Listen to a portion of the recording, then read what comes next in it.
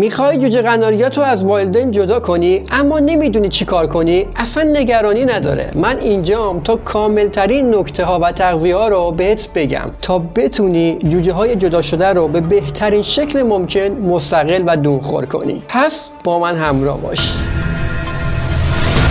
سلام. حساس ترین زمان برای جوجه ها دقیقاً بعد از جدا شدن از والدین است. توی این دوره به خاطر استرس، جدایی و تغییر شرایط بعضی از جوجه ها دچار کاهش اشتها میشن و شوک بهشون وارد میشه و اگه تغذیه درست دریافت نکنن به سرعت دچار ضعف و بیماری میشن. به همین خاطر از لحظه جداسازی تا زمانی که جوجه ها به رشد کامل برسن باید توجه ویژه‌ای به تغذیه و شرایط نگهداری و آرامش محیط داشته باشید. و اینم بگم جداسازی جوجه ها توی نژادهای سبک و معمولی 25 تا 30 روزگی انجام میشه. نژادهای سنگین هم خب زمان بیشتری نیاز داره. ممکنه 40 تا 50 روز هم زمان ببره که با توجه به شرایط و رشد جوجه ها کمی متغیره و این تشخیص پرورش دهنده هستش دیگه که چه زمانی بهتر جداسازی انجام بشه. نژادهای سبک هم مثل همون رسمی معمولی و نژادهای رنگی و بعدش تا وجود گلاسره. نژادهای سنگین هم که مشخصه دیگه، رسمی، بلند، جیبر، جیبوس، فری. انشالله اگه قسمت بشه یک ویدیو کامل در موردش میذارم. روزهای اول جداسازی مهمترین زمان برای مراقبت ویژه از جوجه هاست. در این مدت به خاطر استرس جدایی و شرایطی که تغییر میکنه و از والدین جدا میشن، جوجه ها ممکنه دچار ضعف جسمانی و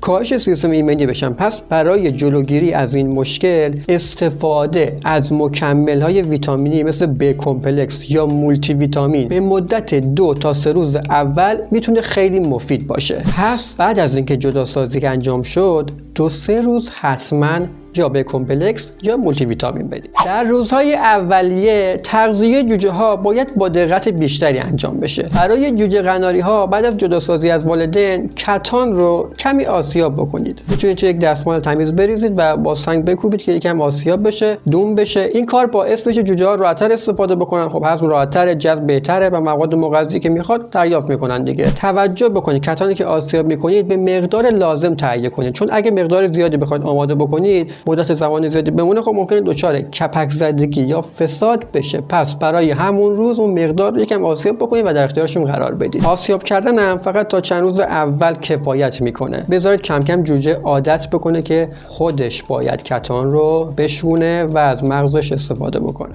مورد بعدی 7 تخمه. 7 تخم هم یکی از بهترین منابع غذایی برای جوجه ها هستش. تا زمانی که جوجه ها به طور کامل به غذای خشک و دونه ها عادت نکردن باید همیشه در قفس باشه. به اندازه یک شستی داخل قفس براشون در اختیارشون بذارید. این ترکیباتی که استفاده شده باعث میشه که مواد مغذی به رشد سریعترشون و سالمترشون کمک بکنه و وقتی هم کامل دونخوار شدن جوجه ها 7 تخم رو باید به هفته 1 بار برسونید. مورد بعدی تغذیه تخم مرغیه که یکی دیگه از غذاهای مغذی و مهم برای جوجه ها هستش. شما میتونید روز 3 مرتبه یا 4 مرتبه برای جوجه ها تخم مرغی استفاده بکنید. این غذای مغذی شامل پروتئین و آمینو اسیدهای ضروری برای رشد جوجه ها هستش. برای تنوع بیشتر و تامین ویتامین های مختلف هم میتونید داخل تخم مرغیتون یه بار مثلا هویج رنده بکنید، یه بار مثلا کلم بروکلی رنده بکنید، یه بار ترکیب هر دو رو اضافه بکنید. این ترکیبات هم طعم جدید به غذای جوجه ها میده، هم باعث میشه که تقویت سیستم ایمنیشون و رشدشون بهتر انجام بشه. تا زمانی که جوجه ها به مرحله دونخور شدن کامل نرسیدن تغذیه تخم مرغی باید ادامه پیدا بکنه. با نزدیکتر شدن به مرحله استقلال و دونخور شدن کامل هم باید این تخم مرغیه به تدریج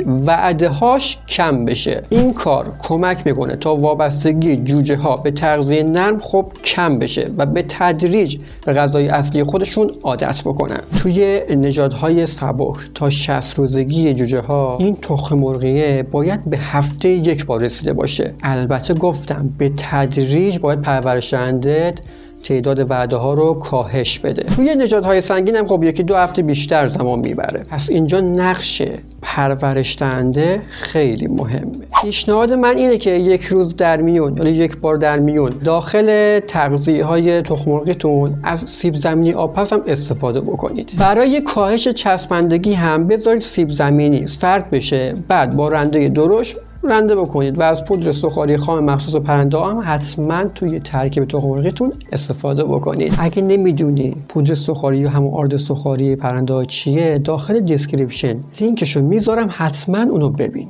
این نکته هم بگم، سیب زمینی آبپز هم به مرور هی کم و کمترش میکنید، زیاده روی نکنید دیگه. این مقدارها باید توسط پرورش دهنده بازی بشه. کلا سیب زمینی آبپز برای جوجه هایی که ضعیف هستن یا سینه‌شون کاردی شده خیلی میتونه کمک کننده باشه. 2 تا 3 وعده در هفته هم میتونید از جوانه ها مثل جوانه گندم، ماش، عدس، جو، یونجه، حالا بعضی موقع مثلا یه دونه‌شو استفاده میکنید، بعضی موقع ترکیبی میزنید، بعضی موقع با هم بالانسش میکنید دیگه، به هنر خودتون بستگی داره. جوانه ها منبع عالی از ویتامین ها، مواد معدنی و آنتی‌اکسیدان هستش که به تقویت سیستم ایمنی و رشد سالم جوجه ها کمک میکنه. اینو بارها من گفتم، پس از جوانه ها غافل نشین که خیلی میتونه به جوجه هاتون کمک بکنه. 1 بار در هفته هم میتونید از بادوم درختی خام که رنده میکنید و در اختیارشون قرار میدید استفاده بکنید. بادوم درختی حاوی چربی‌های سالم، پروتئین ها و ویتامین ای هستش که برای تقویت سیستم پوست و پرها گوارششون خیلی میتونه مفید باشه.